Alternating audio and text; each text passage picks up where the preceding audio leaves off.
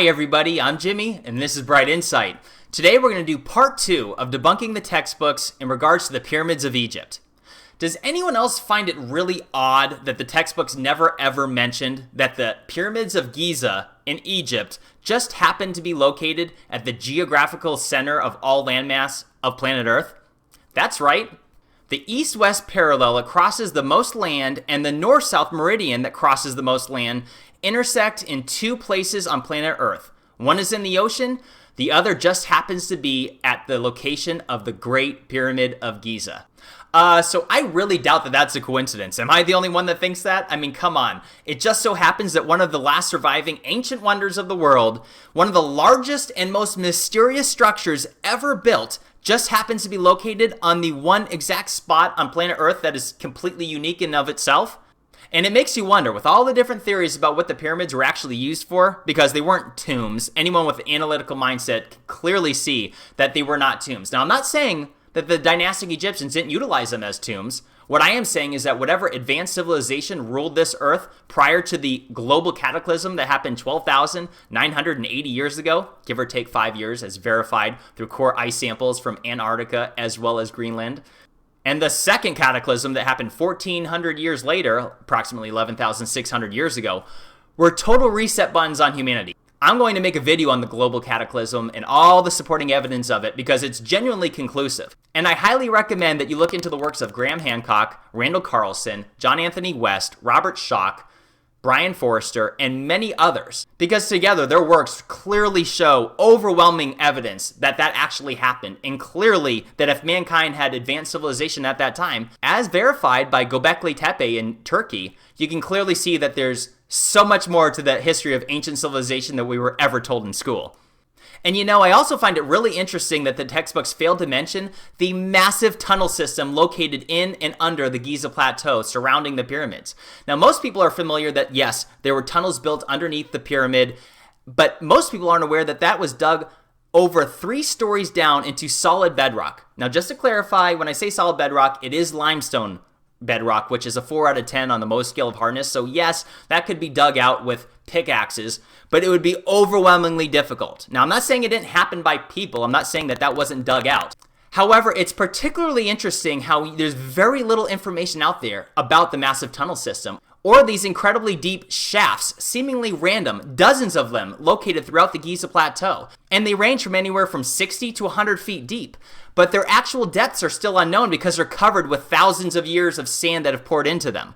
I mean, look, these were perfectly symmetrical squares ranging from 10 by 10 and in some cases 15 by 15, and they were cut perfectly out of solid limestone bedrock. Now, the precision of all that is very interesting, but what's even more interesting is that these vertical shafts also connect to horizontal shafts that run randomly throughout the Giza Plateau, many of which are allegedly not explored and they don't know what's in them, but yet they're closed and blocked off to the public, as you can see from all these cages located throughout. Now, let me mention that all of these pictures that you see on this video are from Google Images. However, most of them originate from Brien. Check him out on YouTube. Check out his website, hiddeninkatours.com. I can't wait to go on a tour with him one day once I have the money.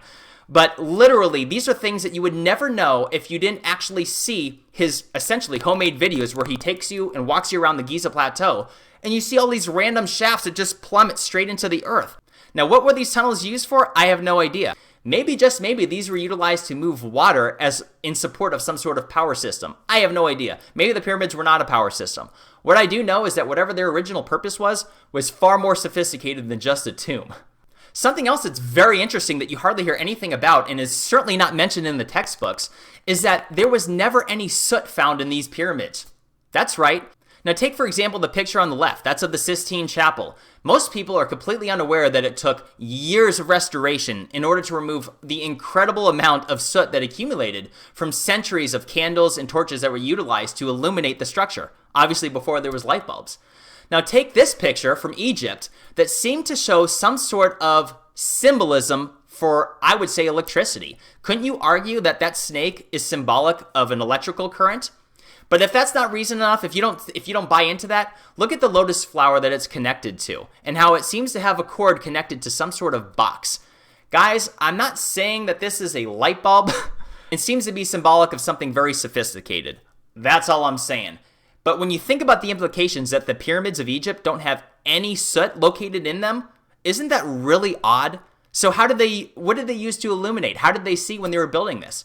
If the Sistine Chapel that was built thousands of years after the pyramid had tons of soot in it, why don't the Egyptian pyramids? Now, there is so much information that we don't know about the pyramids of Egypt. For example, are you aware that there's been 2 rooms discovered within inside the Great Pyramid of Giza, as verified through the use of infrared thermography and laser scanning? And you can see a picture of it here. Guys, there is so much that we still don't know about the pyramids, and now we're finding that there's these other chambers located in that we've never even seen before. And does anyone else find it suspicious that the Egyptian government takes years to make a decision on granting a permit for anyone to investigate or research any of these areas or these hidden chambers? Doesn't anyone else find it completely odd that they keep it shrouded in secrecy and forbid anyone from looking into this stuff? Yeah, that's an indicator that they're hiding something. Let's be honest. Another little known fact that many people are becoming aware of now, but still most people have never heard of, is the fact that the pyramid, the Great Pyramid of Giza, has 8 sides, not 4. And the reason why this was hidden and unknown for so many centuries is because it's so subtle that it's only visible at dusk and dawn during the spring and fall equinoxes. But as you can see in these photographs, it is there, and it's incredibly precise, and it further validates the incredible mathematical formulas and equations that were necessary in order to construct the pyramids to have them be completely symmetrical in the ways that they are. Let me give you some more information that supports that perhaps whoever built the pyramids were an advanced civilization. For example, are you aware that approximately 30% of all Native American DNA originates from Middle Eastern DNA? This is something that's only been discovered in the last few years.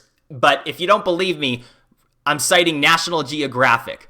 And where it gets even more interesting is that they're finding DNA in South American mummies that have Egyptian DNA, or excuse me, Middle Eastern DNA. I can't presume that it was the Egyptians, but it's Middle Eastern DNA. Explain that. Furthermore, they've established that mummies found in Egypt have contained cocaine and nicotine. Guys, cocaine and nicotine originate from plants that are located nowhere near their region of the Mideast, and hence come from South America.